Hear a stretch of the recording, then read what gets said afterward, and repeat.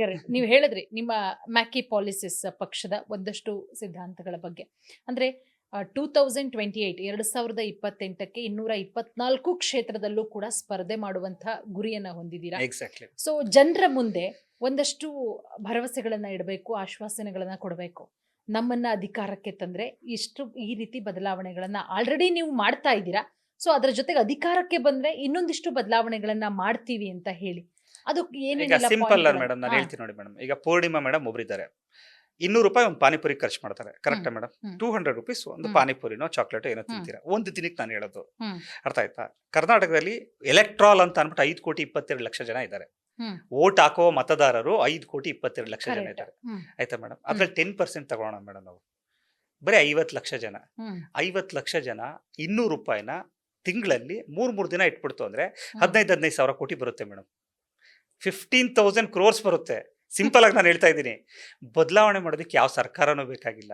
ಈಗ ನಾನು ಇಂಡಿವಿಜುವಲ್ ಆಗಿ ಹೇಳಿದೆ.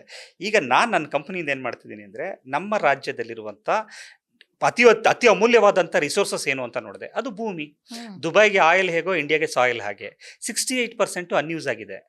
ನಮ್ಮ ಇನ್ನೊಂದು ರಿಸೋರ್ಸಸ್ ಏನಪ್ಪ ಅಂದರೆ ಹ್ಯೂಮನ್ ರಿಸೋರ್ಸಸ್ಸು. 78% ಜನಕ್ಕೆ ಕೆಲಸ ಇಲ್ಲ ಅಂತ ಕೂತಿದ್ದಾರೆ. ಇವರಿಬ್ರು ಕ್ಲಬ್ ಮಾಡ್ತು ಅಂತಂದರೆ ಅಲ್ಲಿ ನಾನು ಬೆಳಿತೀನಿ. ಬೆಳೆದಂಥ ಬೆಳೆನ ಇಡೀ ಪ್ರಪಂಚಕ್ಕೆ ಮಾರಾಟ ಮಾಡೋದಕ್ಕೆ ದುಬೈಲೊಂದು ಆಫೀಸ್ ಓಪನ್ ಮಾಡಿದ್ದೀನಿ, ಅಲ್ಲಿ ಸೂಪರ್ ಮಾರ್ಕೆಟ್ಸ್ ಮಾಡ್ತೀನಿ, ಮತ್ತು ಸಿಂಗಾಪುರಲ್ಲಿ ಮಾಡ್ತಾ ಇದ್ದೀನಿ, ನಾಳಿದ್ದು ಹೋಗಿ ರಿಜಿಸ್ಟರ್ ಮಾಡಿಸ್ತಾ ಇದ್ದೀನಿ. ಸೊ ಪ್ರಪಂಚದಾದ್ಯಂತ ಮಾರಾಟ ಮಾಡೋದು ಅಲ್ಲದೇನೆ ಈಗ ಅಮೆಝಾನು, ಬ್ಲಿಂಕಿಟ್ಟು, ಬೇರೆ ಬೇರೆ ದೇಶದವರು ಬಂದು ಅವ್ರ ಸಂಸ್ಥೆನ ಮಾಡ್ತಾ ಇದ್ದಾರೆ. ಇದನ್ನು ನಮ್ಮ ಸ್ವಾಧೀನದಲ್ಲಿ, ನಮ್ಮ ಅಧೀನದಲ್ಲೇನೆ ನಾವು ಅದನ್ನು ಕೆಲಸಗಳನ್ನ ಮಾಡಿಸ್ಕೊಂಡು ಹೋಗ್ತೀವಿ. ಅಲ್ಲಿ ಬರುವಂಥ ರೆವಿನ್ಯೂನೆಲ್ಲನೂ ತೆಗೆದು ಅಲ್ಲಿಗೆ ಹಾಕ್ತೀವಿ. ಒಂದು ಅಂಬಾನಿ ಅವನ ಮಗನ ಮದುವೆನ 5,000 ಕೋಟಿ ಖರ್ಚು ಮಾಡ್ತಾರೆ ಮೇಡಮ್, ಕರೆಕ್ಟಾ ಮೇಡಮ್? ಹೌದು. ನನಗಿಬ್ಬರು ಮಕ್ಕಳಿದ್ದಾರೆ ಮೇಡಮ್. ನಾನು 20-25 ಲಕ್ಷದಲ್ಲಿ ಮುಗಿಸ್ತೀನಿ ಮೇಡಮ್. ಮಿಕ್ಕಿ ದುಡ್ಡು ಏನು ಮಾಡೋದು? ತೆಗೆದು ಅಲ್ಲೇ ಹಾಕ್ತೀನಿ. ನಾನು ಅಂಬಾನಿ ಥರ ಸೂಪರ್ ಮಾರ್ಕೆಟ್ಸ್ ಮಾಡ್ತಾ ಇದ್ದೀನಿ. ಅವ್ರ ಹತ್ರನೂ 2,500 ಸೂಪರ್ ಮಾರ್ಕೆಟ್ ಐತೆ. ನಾನು ಇನ್ನೊಂದು 2 ವರ್ಷದಲ್ಲಿ ಮಾಡ್ಬಿಡ್ತೀನಿ. ನಾನು 5,000 ಸೂಪರ್ ಮಾರ್ಕೆಟ್ ಟಾರ್ಗೆಟ್ ಇಟ್ಕೊಂಡು ನಾವು ಮಾಡ್ತಾ ಇದ್ದೀವಿ. So what I am going to tell you ಅಂತ ಹೇಳಿದ್ರೆ, ವೆರಿ ಸಿಂಪಲ್ ಆಗಿ ಮಾಡುವಂಥದ್ದು. ಸರ್ಕಾರದ ಸಾಮ್ಯತೆ ಅಂದರೆ ಸರ್ಕಾರದ ದುಡ್ಡು, ಜನರ ದುಡ್ಡು ನಮಗೆ ಅವಶ್ಯಕತೆ ಇಲ್ಲ, ನಾವು ಹಾಗೇನೆ ಬದಲು ಮಾಡ್ಬೋದು ಅನ್ನುವಂಥದ್ದನ್ನ ಪ್ರೂವ್ ಮಾಡಬೇಕು. ಒಂದು, ಶಕ್ತಿ ಇರೋದು ನಿಮ್ಮ ಹತ್ರನೇ, ಶಕ್ತಿ ಇರೋದು 100% ನಿಮ್ಮ ಹತ್ರನೇ. ಸಿಂಪಲ್ ಆಗಿ ಹೇಳ್ತೀನಿ ನೋಡಿ, ನಿಮಗೆ ಒಂದು ರಸ್ತೆನ ಮಾಡಿಕೊಡ್ತಾರೆ, ನಿಮ್ಮ ಹತ್ರನೇ ಟೋಲ್ ಕಲೆಕ್ಟ್ ಮಾಡ್ತಾರೆ. ನಿಮಗೆ ಫ್ಯೂಯಲ್ ತಂದು ಕೊಡ್ತಿದ್ದೀವಿ ಅಂತ ಹೇಳ್ತಾರೆ, ನಿಮ್ಮ ಹತ್ರನೇ ಇದು ಮಾಡ್ತಾರೆ. ಸೊ ಪ್ರತಿಯೊಂದೂ ನೀವು ಕೊಟ್ಟಂಗೆ ಮಾಡಿ, ಈಸ್ಕೊಂಡಂಗೆ ಮಾಡಿ, ಕೊಟ್ಟಂಗೆ ಮಾಡುವಂಥ ಕೆಲಸನ ಅವ್ರು ಮಾಡ್ತಾ ಇದ್ದಾರೆ. ಆ್ಯಕ್ಚುಲಿ ನಾನು ಹೇಳ್ತಿರೋಂಥದ್ದು ಉಚಿತ ಬಸ್ ಅಂತ ಕೊಡೋ ಅವಶ್ಯಕತೆನೇ ಇಲ್ಲ. ಉಚಿತವಾಗಿ ಕೊಡಲೇಬೇಕು ಅವರು. ಉಚಿತ ಅಂತ ಕೊಡೋದಲ್ಲ, ಸಿಲಿಂಡ್ರು, ಎಲೆಕ್ಟ್ರಿಸಿಟಿ, ಇವೆಲ್ಲ ಮೂಲಭೂತ ಸೌಕರ್ಯಗಳನ್ನ ಪ್ರಜೆಗಳಿಗೆ ಕೊಡುವಂಥ ಒಂದು ಸರ್ಕಾರ ರಚನೆ ಮಾಡಬೇಕು ಅನ್ನುವಂಥದ್ದು ನಮ್ಮ ಮೂಲ ಉದ್ದೇಶ. ಅದನ್ನು ರಚನೆ ಮಾಡೋದಕ್ಕೋಸ್ಕರನೇ ನಾವಿವಾಗ ಮಾಡ್ಕೊಂಡಿರುವಂಥ ಒಂದು ಆಯ್ಕೆ. 6 ಕೋಟಿ ಕನ್ನಡಿಗರು ಅಂತ ನಾವು ಹೇಗೆ ಮಾಡಿದ್ದೀವಿ ಅಂತಂದರೆ, ಅವರೇ ಹೈಕಮಾಂಡ್ ಅಂತ ಹೇಗೆ ಮಾಡಿದ್ದೀವಿ ಅಂತಂದರೆ, ನಾವಿವಾಗ ಒಂದು ಪೋರ್ಟಲ್ ಓಪನ್ ಮಾಡ್ತಾ ಇದ್ದೀವಿ. ಯಾರು ನಿಮ್ಮ ಹೈಕಮಾಂಡ್ ಆಗೋದಕ್ಕೆ ಇಷ್ಟಪಡ್ತೀರೋ ಅವರೆಲ್ಲ ಎನ್ರೋಲ್ ಆಗಿ ಅಂತ ಇರ್ತಿದ್ದೀವಿ.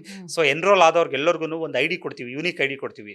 ಆ ಐಡಿನ ಯಾವುದೇ ಕಾರಣಕ್ಕೂ ಡೂಪ್ಲಿಕೇಟ್ ಮಾಡೋಕ್ಕಾಗಲ್ಲ. ಅಂದರೆ ನಾವು ಇದನ್ನು ಸಮಾಜಕ್ಕೂ ತೋರಿಸ್ತಾ ಇದ್ದೀವಿ, ಎಲೆಕ್ಷನ್ ಕಮಿಷನ್ಗೂ ತೋರಿಸ್ತಾ ಇದ್ದೀವಿ, ಡೂಪ್ಲಿಕೇಶನ್ ಇಲ್ಲದೇ ಹೇಗೆ ವೋಟಿಂಗ್ ಮಾಡ್ಬೋದು ಅಂತ ಅಂದ್ಬಿಟ್ಟು. ಸೊ ಪ್ರತಿಯೊಬ್ಬರಿಗೂ ಕೂಡ ಎಲೆಕ್ಟ್ರಾಲ್ ಒಂದು ID ಬರುತ್ತೆ, ನಮ್ಮ ಕಂಪ್ನಿಯ ID ಬರುತ್ತೆ. ಆ ID ಮುಖಾಂತರ ಏನು ಮಾಡ್ತಾರೆ ಅಂತಂದರೆ, ಪಾರ್ಟಿ ID ಬರುತ್ತೆ. ಆ ID ಮುಖಾಂತರ ಅವರು ಜನರನ್ನ ಆಯ್ಕೆ ಮಾಡುವಂಥ ಪ್ರೊಸೆಸ್ನ ಮಾಡ್ತಾರೆ. ನಾವು ಕ್ಯಾಂಡಿಡೇಟ್ಗಳು ಯಾರಾಗಬೇಕು ಅವರು ಕೂಡ ಅಪ್ಲೈ ಮಾಡಿ ಅಂತ ಹೇಳ್ತೀವಿ.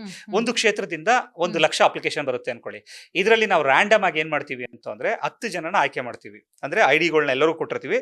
ID ಮುಖಾಂತರ ನಾವು 10 ಜನನ ಆಯ್ಕೆ ಮಾಡ್ಕೊಡ್ತೀವಿ. ಆ 10 ಜನಕ್ಕೆ ಕೆಲಸ ಕೊಡೋದು, ನೀನು ಯಾವ ಊರಪ್ಪ, ನಿನ್ನ ಸುತ್ತಮುತ್ತ ಇರುವಂಥ ಸಮಸ್ಯೆಗಳನ್ನ ಮಾಡು. ಇಲ್ಲಿ ನೋಡಿ ಇಷ್ಟು ಜನ ಹೈಕಮಾಂಡ್ಸ್ ಇದ್ದಾರೆ, ಈ ಹೈಕಮಾಂಡ್ಗಳ ಪ್ರಾಬ್ಲಮ್ಸ್ ಏನು ಅಂತ ಅಂದ್ಬಿಟ್ಟು ರೋಡಲ್ಲಿ ಇಳಿದು ಕೇಳು. ನೀನು ಜಾಸ್ತಿ ದೂರಕ್ಕೆ ಹೋಗ್ಬೇಡ, ನಿನ್ನ ಎಷ್ಟು ವಿಸ್ತಾರ ಆಗುತ್ತೋ ಅಷ್ಟು ಕೇಳು ಅಂತ ಹೇಳುವಂಥದ್ದು. ಇದರಲ್ಲಿ 30 ದಿನ ಆದಮೇಲೆ ವೋಟಿಂಗ್ ಮಾಡ್ತೀವಿ ನಾವು. ಹೈಕಮಾಂಡ್ಸ್ ಏನು ಮಾಡ್ತಾರೆ, ವೋಟಿಂಗ್ ಹಾಕ್ತಾರೆ. ಅದರಲ್ಲಿ 10 ಲಿಸ್ಟ್ ಇರುತ್ತೆ. ಇದರಲ್ಲಿ ಟಾಪ್ 5 ಯಾರು ಬರ್ತಾರೆ ಅವ್ರನ್ನ ಇಟ್ಕೊಳ್ತೀವಿ. ಇನ್ನು 5 ಮೆಂಬರ್ಸ್ನ ರ್ಯಾಂಡಮ್ ಆಗಿ ಹಾಕ್ತೀವಿ. ಮತ್ತೆ 10 ಜನನ ಎಲೆಕ್ಟ್ ಮಾಡ್ತೀವಿ. ಅದರಲ್ಲಿ 5 ಜನನ ಎಲೆಕ್ಟ್ ಮಾಡ್ತೀವಿ. ಈ 5 ಜನ ಜೊತೆಗೆ ಹಾಕ್ತೀವಿ. ಜುಲೈಲಿ ಎಲೆಕ್ಷನ್ ನಡೆಯುತ್ತೆ, ಇದರಲ್ಲಿ ನಡೆಯುತ್ತೆ. ಈ ಟಾಪ್ 5ಅಲ್ಲಿ ಯಾರು 3ನೇ ತಿಂಗಳು ತನಕ ಉಳ್ಕೊಂಡಿರ್ತಾನೆ, ಟಾಪ್ 1, ಟಾಪ್ 2, ಟಾಪ್ 3ನಲ್ಲಿ ಇರ್ತಾನೆ, ಅವನಿಗೆ ನಾವೇನು ಮಾಡ್ತೀವಿ, ನಮ್ಮ ಫೌಂಡೇಶನ್ ಮುಖಾಂತರ ಸಂಬಳ ಕೊಡ್ತಾ ಹೋಗ್ತೀವಿ. ನಿನಗೆ ಸಂಬಳ ತಗೋ, ನೀನು ಕೆಲಸ ಮಾಡ್ತಿದ್ದೀಯ ಅದಕ್ಕೆ ಅಂತ. 6 ತಿಂಗಳು ಆಗ್ತಿದ್ದಂಗೆ ನಾವು ಕಾರ್ ಕೊಡ್ತೀವಿ. ಅಂದರೆ ಒಬ್ಬ ಶಾಸಕನ ಹೆಂಗೆ ರೆಡಿ ಮಾಡಬೇಕು ಆ ಥರ ನಾವು ಟ್ರೈನಿಂಗ್ ಮಾಡಿಕೊಂಡು ರೆಡಿ ಮಾಡ್ತಾ ಇರ್ತೀವಿ. ಮುಂದೆ 1ನೇದು 2ನೇದು 3ನೇದಲ್ಲ, 6ನೇ ತಿಂಗಳು ನಾವು ಆಯ್ಕೆ ಮಾಡ್ತಿರ್ತೀವಲ್ಲ, ಆ ಟೈಮ್ ಅಷ್ಟೊತ್ತಿಗೆ ಅವರೇ ರೆಡಿ ಆಗಿಬಿಟ್ಟಿರ್ತಾರೆ. ಇಲ್ಲ ಆಯ್ಕೆ ಆಗಬೇಕು ಅಂದರೆ ನಾನು ಇಷ್ಟು ಕೆಲಸ ಮಾಡಿರ್ಬೇಕು, ಈ ಥರ ಮಾಡಿರ್ಬೇಕು, ಈ ಥರ ಆಗಿರ್ಬೇಕು, ನಾನು ರೆಡಿ ಇರಬೇಕು ಅನ್ನುವಂಥದ್ದು. ಈ ಪ್ರೋಸೆಸ್ಸು 18 ತಿಂಗಳು ನಡೆಯುತ್ತೆ. ಅದಾಗಿದ ತಕ್ಷಣ 6 ತಿಂಗಳು ಟಾಪ್ 3 ಪೀಪಲ್ನ ಎಲೆಕ್ಟ್ ಮಾಡ್ತೀವಿ. ಅದರಲ್ಲಿ ಟಾಪ್ 1 ಎಲೆಕ್ಟ್ ಮಾಡಿಬಿಟ್ಟು ಅವನಿಗೆ B ಫಾರ್ಮ್ ಕೊಟ್ಟು ಅವನನ್ನು ಆಯ್ಕೆ ಮಾಡುವಂಥದ್ದು. ಇದು ಶಾಸಕರ ಕೆಲಸ ಆಯಿತು. ಇದಲ್ದೇನೆ 34 ಕ್ಯಾಬಿನೆಟ್ಗೂ ಕೂಡ ಈ ಶಾಸಕರನ್ನೇ ಅಲ್ಲೂ ಕರ್ಕೊಂಡೋಗಿ ಕೂರಿಸಲ್ಲ. ಒಬ್ಬ ಹೆಲ್ತ್ ಇನ್ಸ್ಪೆಕ್ಟರ್ ಆಗಬೇಕು, ಹೆಲ್ತ್ ಮಿನಿಸ್ಟರ್ ಆಗಬೇಕು ಅಂದರೆ ಆತ ಡೀನ್ ಆಗಿರಬೇಕು. ಅವ್ರದ್ದು ಇದೇ ಥರ ಪ್ರೊಸೆಸ್ ಆಗುತ್ತೆ. ಆತ MPhil ಮಾಡಿರಬೇಕು, ಆತ ದೊಡ್ಡ ದೊಡ್ಡ ಡಿಗ್ರಿಗಳು ತೊಗೊಂಡಿರಬೇಕು, ಆತನಿಗೆ ಇಲ್ಲಿಯ ಬೇರೆ ಪ್ರಪಂಚದಾದ್ಯಂತ ಇರುವಂಥ ಸುಧಾರಣೆನ ಹೇಗೆ ಮಾಡ್ತೀನಿ ಅನ್ನುವಂಥ ನಾಲೆಡ್ಜ್ ಇರಬೇಕು. ಅದೇ ಥರ ಎಜುಕೇಷನ್ ಮಿನಿಸ್ಟ್ರಿಗಾಗಿರಬೇಕು, ಅದೇ ಥರ ಹೋಮ್ ಮಿನಿಸ್ಟ್ರಿಗಾಗಿರಬೇಕು, ಅದೇ ಥರ ಫಿನಾನ್ಸ್ ಮಿನಿಸ್ಟ್ರಿಗಾಗಿರಬೇಕು. ಸೊ ಇವರೆಲ್ಲರನ್ನೂ ಕೂಡ ನಾವು ಆಯ್ಕೆ ಮಾಡುವಂಥ ಪ್ರೋಸೆಸ್ಸು ಈ ಥರದಲ್ಲೇ ಇದೇ ಥರ ವೋಟಿಂಗ್ ಮಾಡಿಕೊಂಡು ಅವ್ರನ್ನ ಆಯ್ಕೆ ಮಾಡಿಕೊಂಡು ಅದರಲ್ಲಿ ಟಾಪ್ 1ಗೆ B.Pharm ಕೊಡ್ತೀವಿ. ಅಂದರೆ ಈ 18-24 ತಿಂಗಳು ನಾವು ಕೆಲಸ ಮಾಡ್ತಿರ್ತೀವಲ್ಲ ನಿರಂತರವಾಗಿ, ಇದು ಪಬ್ಲಿಕ್ ನೋಡ್ತಾ ಇರ್ತಾರೆ. ಇದು ಎಲ್ಲ ಡೊಮೈನಲ್ಲೂ ಬರ್ತಾ ಇರ್ತದೆ, ಪ್ರತಿಯೊಂದರಲ್ಲೂ ಬರ್ತಾ ಇರ್ತದೆ. ಸೊ ಇದನ್ನು ನೋಡಿದಾಗ ಅವರ ಕರೆಕ್ಟ್ ವ್ಯಕ್ತಿ ಯಾರು ಅಂತ ಅಂದ್ಬಿಟ್ಟು ಅವರೇ ಜಡ್ಜ್ ಮಾಡಿರ್ತಾರೆ. ಈ ಒಂದು ಯಾರು ಓಟ್ ಆಗ್ತಿರಲ್ಲ ಅವರಿಗೆ ಒಂದು ಸೊಲ್ಯೂಷನ್ ಸಿಕ್ಕಿರುತ್ತೆ. ಬಿಕಾಸ್ ಅವ್ರು ಕೊಡುವಂಥ ಸಮಸ್ಯೆನ ನಮ್ಮ ಫೌಂಡೇಶನ್ ಮುಖಾಂತರ ನಾವು ಮಾಡ್ತಿದ್ದೀವಿ. ಮೊನ್ನೆ ನಮ್ಮ ಸ್ನೇಹಿತರೊಬ್ಬರು ಬಂದಿದ್ರು ಮೇಡಮ್, ದುಬೈಯಿಂದ ಬಂದಿದ್ರು. ಅವ್ರು ಹೇಳಿದ್ರು, ನಿಮ್ಮ ಫೌಂಡೇಶನ್ಗೆ ನಮ್ಮ ಕಡೆಯಿಂದ ನಾವು ಒಂದು ಸ್ವಲ್ಪ ಕಾಂಟ್ರಿಬ್ಯೂಟ್ ಮಾಡ್ತೀವಿ, ನಮ್ದೊಂದು 15,000 ಜನ ಇದ್ದೀವಿ, ನಾವೊಂದು 10,000 ದರ್ಮ್ಸ್ ಮಾಡ್ತೀವಿ ಅಂದರು. 10,000 ದರ್ಮ್ಸ್ ಅಂತಂದರೆ 2.5 ಲಕ್ಷ ಆಗುತ್ತೆ. 15,000 ಜನ ಅಂತಂದರೆ 400 ಕೋಟಿ ಬಂತು. 400 ಕೋಟಿಲಿ ನಾವು ಎಷ್ಟು ಕೆಲಸ ಮಾಡ್ಬೋದು? ಇದು ನಾನೊಬ್ಬ ಸಾಮಾನ್ಯ ವ್ಯಕ್ತಿಯಾಗಿ ನಾನು ಈ ಥರ ಮಾಡ್ತಾ ಇದ್ದೀನಿ ಅಂತ ಹೇಳಿದ್ರೆ, ಒಬ್ಬ ಸ್ಟಾರ್ ಬಂತು ಅಂತಂದರೆ ಅದರ ರೆವಲ್ಯೂಷನ್ನೇ ಬೇರೆ ಥರ ಆಗುತ್ತೆ. ಕರೆಕ್ಟ್.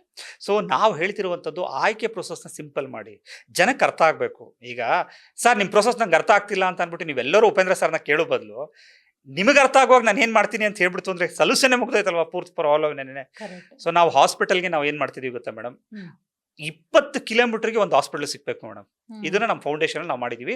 15,000 ಕೋಟಿ ಪ್ರಾಜೆಕ್ಟ್. ಇದನ್ನು ಈಗ ನಾವು ಈಗೇನು ನಮ್ಮ ಫೌಂಡೇಶನ್ ಮಾಡ್ತಾ ಇದ್ದೀವಿ, ಹೊರಗಡೆಯಿಂದ ಬರೋದ್ರ ಜೊತೆಗೆ ನಮ್ಮ 19 ಸಂಸ್ಥೆಯಿಂದನೂ ನಾವು ಅದಕ್ಕೆ ಅಮೌಂಟ್ನ ಹಾಕ್ತಾ ಇದ್ದೀವಿ. ಈಗ ನಮ್ಮದು 850 ಸೂಪರ್ ಮಾರ್ಕೆಟ್ ಮಾಡಬೇಕು ಅನ್ನುವಂಥದ್ದು ನಮ್ಮ ಟಾರ್ಗೆಟು. ಇವಾಗ ಒಂದು ಸೂಪರ್ ಮಾರ್ಕೆಟ್ ಅಂದರೆ ಹೈಪರ್ ಮಾರ್ಕೆಟ್ ಅಂತ ಮಾಡಿದ್ವಿ ನಾವು. ಬಟ್ಟೆ ಅಂಗಡಿ ಇರುತ್ತೆ ನಮ್ಮದು, ಸೂಪರ್ ಮಾರ್ಕೆಟ್ ಡಿಮಾರ್ಟ್ ಥರ ಇರುತ್ತೆ ನಮ್ಮದು. ಅದಾಗಿದ ತಕ್ಷಣ ಎಲೆಕ್ಟ್ರಾನಿಕ್ ಟ್ರೆಂಡ್ಸ್ ಥರ, ಡಿಜಿಟಲ್ ಥರ ಎಲ್ಲ ಇರುತ್ತೆ. ಸೊ ಇದೆಲ್ಲ ಪಂಚಾಯತಿ ಲೆವೆಲಲ್ಲೂ ನಾವು ಮಾಡ್ತಾ ಇದ್ದೀವಿ. ಸೊ ಇದರಿಂದ ನಮ್ಮ ಒಂದು ಅಂಗಡಿಯ ಒಂದು ದಿನದ ರೆವಿನ್ಯೂ ಬಂದು 5ರಿಂದ 8 ಲಕ್ಷ ಬರ್ತಾ ಹೋಗುತ್ತೆ. ಸೊ ಇದು 850 ಅಂತ ಹೇಳ್ತು ಅಂದರೆ ನಮ್ಗೆ ಹೆಚ್ಚು ಕಮ್ಮಿ ಏನಿಲ್ಲ ಅಂತ ಒಂದು ದಿನಕ್ಕೆ 70ರಿಂದ 80 ಕೋಟಿ ರೂಪಾಯಿ ತನಕ ಟರ್ನ್ ಆಗುತ್ತೆ. ಸೊ 5% ಅಂದರೂ 5ರಿಂದ 6 ಕೋಟಿ ನಾವು ಫೌಂಡೇಶನ್ಗೆ ಹಾಕೊಂಡು ಈ ಕೆಲಸಗಳನ್ನ ಮಾಡ್ತೀವಿ. ರೋಡ್ ರೆಡಿ ಮಾಡಿಸುವಂಥದ್ದು. ಈಗ ಮೊನ್ನೆ ಒಂದು ಪ್ರಾಬ್ಲಮ್ ಬಂದಿದೆ, ರೋಡ್ ರೆಡಿ ಮಾಡಬೇಕು ಅಂತ ಅಂದ್ಬಿಟ್ಟು ಅಲ್ಲೆಲ್ಲ ಸಹಿ ಸಂಗ್ರಹ ಮಾಡೋದು. ನಾವೇನಂತಂದ್ರೆ ಮಣ್ಣಲ್ಲಿ ಹಾಕಿ ಅದನ್ನು ಕ್ಲೋಸ್ ಮಾಡಿರ್ತೀವಿ, ಕಲ್ಲು ಹಾಕಿ. ಅವ್ರು ಇನ್ನೂ ಅದನ್ನ ಎಚ್ಚೆತ್ಕೊಳ್ಳಿಲ್ಲ ಅಂದರೆ ಟಾರ್ನೇ ತರಿಸಾಕ್ತೀವಿ ನಾವು. ಪಬ್ಲಿಕ್ ರೋಡ್ ಅದು, ನಮ್ಮ ರೋಡ್ ಅದು. ನೀವು ಮಾಡಲಿಲ್ಲ ಅಂತ ಹೇಳ್ತಂದ್ರೆ ಮಾಡಿ ಅಂತ ಹೋರಾಟ ಮಾಡೋದಲ್ಲ, ಮಾಡ್ಕೊಂಡು ಹೋಗ್ತಾ ಇರೋದು ಅಷ್ಟೇ. ಖಂಡಿತ ಸರ್, ಖಂಡಿತ ನಿಮ್ಮ ಉದ್ದೇಶ ಬಹಳ ಚೆನ್ನಾಗಿದೆ ಸರ್. ಈಗ ಒಂದಷ್ಟು ಜನ ಯುವಕರು ಇನ್ಸ್ಪೈರ್ ಆಗಿ, ಇಲ್ಲ ನಾನು ನಿಮ್ಮ ಪಕ್ಷಕ್ಕೆ ಸೇರ್ಪಡೆಯಾಗಬೇಕು. ಸೊ ಕ್ವಿಕ್ ಆಗಿ ಹೇಳೋದಾದ್ರೆ ಯಾವ ರೀತಿ ಸೇರ್ಪಡೆ? 18 ತಿಂಗಳು ಅವ್ರು ಕೆಲಸ ಮಾಡಲೇಬೇಕು, ಈ ವೋಟಿಂಗ್ ಪ್ರೊಸೆಸ್ ಅಲ್ಲಿ ಬರಲೇಬೇಕು. ಅವ್ರ ಕ್ಷೇತ್ರನ, ನೀನು ಯಾವುದೋ ಬೇರೆ ಕ್ಷೇತ್ರ ಅಲ್ಲ, ನಿನ್ನ ಕ್ಷೇತ್ರನ ನೀನು ಡೆವಲಪ್ ಮಾಡುವಂತ ಕೆಪಾಸಿಟಿ ನಿನ್ಗಿತ್ತು ಅಂದ್ರೆ ರ್ಯಾಂಡಮ್ಲಿ ನೀನು ಬರಬೇಕು, ಅಲ್ಲಿಗೆ ಸೆಲೆಕ್ಟ್ ಆಗಬೇಕು. ಒಂದ್ಸರಿ ಆಯ್ಕೆ ಆದ್ಮೇಲೆ ನೀನು ಪ್ರೊಸೆಸ್ ಮಾಡ್ಕೋಬೇಕು. ಬಿಕಾಸ್ ಕೊಟ್ಟಂತ ಆಯ್ಕೆ ನೀನೇನಾದ್ರೂ ಕಳ್ಕೊಳ್ತು ಅಂದ್ರೆ ಎಗೇನ್ ಆ ರ್ಯಾಂಡಮ್ ಬಾವಿ ಒಳಗೆ ಬೀಳ್ತೀಯಾ, ಅಲ್ಲಿಂದ ಆಯ್ಕೆ ಆಗೋದು ಕಷ್ಟ ಇರುತ್ತೆ. ಕೊಟ್ಟಂತ ಅವಕಾಶನ ಶ್ರದ್ಧೆಯಿಂದ ಅವ್ನು ಮಾಡ್ಕೊಂಡೋಯ್ತು ಅಂದ್ರೆ, ಅವನು ಫೈನಾನ್ಸ್ ಮಾಡೋದಕ್ಕೆ ಅಂತ, ಫಂಡಿಂಗ್ ಮಾಡೋದಕ್ಕೆ ಅಂತ ನಮ್ಮ ಫೌಂಡೇಶನ್ ಇದೆ. ಅವನಿಗೆ ಯಾವುದೇ ತರ ಸಹಾಯ ಬೇಕು ಅಂದ್ರೆ ನಾವು ಮಾಡ್ತೀವಿ. ನಾವು ಉಪೇಂದ್ರ ಸರ್ ಥರ ದುಡ್ಡು ಖರ್ಚು ಮಾಡಲ್ಲ ಅಂತ ಹೇಳಲ್ಲ, ಇದನ್ನು ಓಪನ್ ಆಗಿ ಹೇಳ್ತಾ ಇದ್ದೀನಿ. ದುಡ್ಡು ಖರ್ಚು ಮಾಡದೆ ಏನೂ ಆಗಲ್ಲ, ಅವರೇ ಒಂದು ಸಿನಿಮಾನು ತೆಗಿಯಕ್ಕಾಗಲ್ಲ. ಸೊ ಅಲ್ಲಿಗೆ ಏನು ಅವಶ್ಯಕತೆ ಇದೆ ಅದನ್ನು ದುಂದು ವೆಚ್ಚ ಮಾಡಲ್ಲ. ನಾನು ಎಂಡ ಸರಾಯಿ ಕೊಡಲ್ಲ, ನಾನು ಅರ್ಥ ಆಯ್ತಾ? ನಾನು ಮಾಡ್ಬೇಕಾದ್ರೆ ಹಾಸ್ಪಿಟಲ್ ಮಾಡ್ತೀನಿ, ಅಭಿವೃದ್ಧಿ ಮಾಡ್ತೀವಿ, ಅದನ್ನ ಖರ್ಚು ಮಾಡ್ತೀವಿ. ಅದನ್ನ ಕೊಡ್ಬೇಕಲ್ಲ, ಅದನ್ನ ಕೊಡೋದು ಅಲ್ವಾ? ಅದನ್ನ ಕೊಡುವಂಥದ್ದಾಗ್ಬೋದು, ಎಂಪ್ಲಾಯ್ಮೆಂಟ್ ಕ್ರಿಯೇಟ್ ಮಾಡುವಂಥದ್ದಾಗ್ಬೋದು, MNC ಕಂಪ್ನಿಗಳನ್ನ ಮಾಡುವಂಥದ್ದು. ಸೊ ಇವೆಲ್ಲನೂ ಕೂಡ ಯಾವತ್ತೂ ಅಧಿಕಾರ ಬಂದಾಗ ಮಾಡ್ತೀವಲ್ಲ, ಈಗ ಸಿಕ್ಕಿರೋದೇ ಅಧಿಕಾರ ಮಾಡ್ಕೊಂಡು ಹೋಗ್ತಾ ಇರೋದು ಅಂತ ಅನ್ನುವಂಥದ್ದು ನಮ್ಮ ಓವರ್ ಆಲ್ ದೃಷ್ಟಿಕೋನ ಮೇಡಮ್. ಖಂಡಿತ ಸರ್, ಖಂಡಿತವಾಗ್ಲು ಬಹಳ ಅದ್ಭುತವಾದಂತಹ ಕಾನ್ಸೆಪ್ಟ್ ಇಟ್ಕೊಂಡು ಮ್ಯಾಕಿ ಪಾಲಿಸಿಸ್ ಅನ್ನುವಂತಹ ಒಂದು ಪಕ್ಷವನ್ನ ಹುಟ್ಟು ಹಾಕಿದ್ದೀರಾ. ಕಳೆದ 9 ವರ್ಷಗಳಿಂದ ಇದ್ರೂ ಕೂಡ ಈಗ ಸಿಕ್ಕಾಪಟ್ಟೆ ಸುದ್ದಿ ಮಾಡ್ತಾ ಇದೆ. ನಮ್ಮ ವೀಕ್ಷಕರಿಗೆ, 6.5 ಕೋಟಿ ಕನ್ನಡಿಗರಿಗೆ ಏನು ಹೇಳೋದಕ್ಕೆ ಇಷ್ಟಪಡ್ತೀರಾ ಸರ್? ನೋಡಿ, ಇದು ನಿಮ್ಮ ಪಕ್ಷ. ಮ್ಯಾಕಿ ಪಾಲಿಸಿಸ್ ಅನ್ನುವಂಥದ್ದು ನಿಮ್ಮ ಪಕ್ಷ.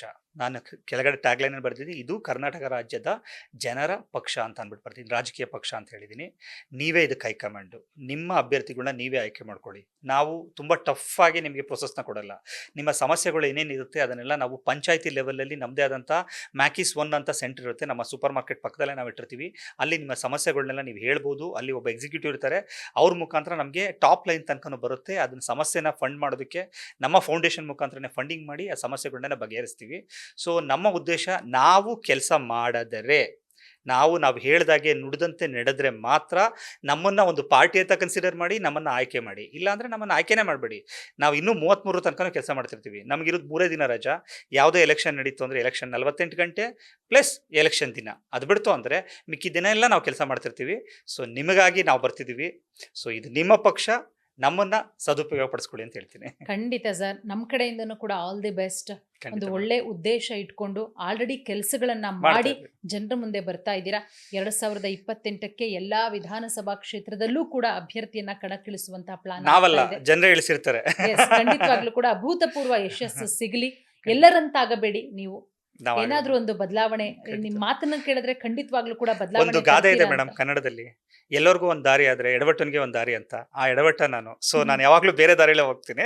ಅದರಿಂದ ಎಲ್ಲರಂತೆ ನಾನು ಆಗಲ್ಲ. ಖಂಡಿತ ಸರ್, ಮುಂದಿನ ದಿನಗಳಲ್ಲಿ ಖಂಡಿತ ಸಕ್ಸಸ್ ಆಗ್ಲಿ. ಏನು 2047 ಅನ್ನೋದು ಕಾನ್ಸೆಪ್ಟ್ ಇಟ್ಕೊಂಡಿದ್ದೀರಾ, ಅಲ್ಲಿಗೆ ಖಂಡಿತವಾಗ್ಲೂ ಕೂಡ ನೀವು ರೀಚ್ ಆಗ್ತೀರಾ ಅಂತ ನಾವು ಕೂಡ ಭಾವಿಸಿದ್ವಿ. ಧನ್ಯವಾದಗಳು sir. Thank you madam, thank you. ವೀಕ್ಷಕರೇ, ಇದಾಗಿತ್ತು ಈ ಹೊತ್ತಿನ ವಿಶೇಷ. ನೋಡ್ತಾ ಇರಿ ಸ್ಪೀಡ್ ನ್ಯೂಸ್ ಕನ್ನಡ.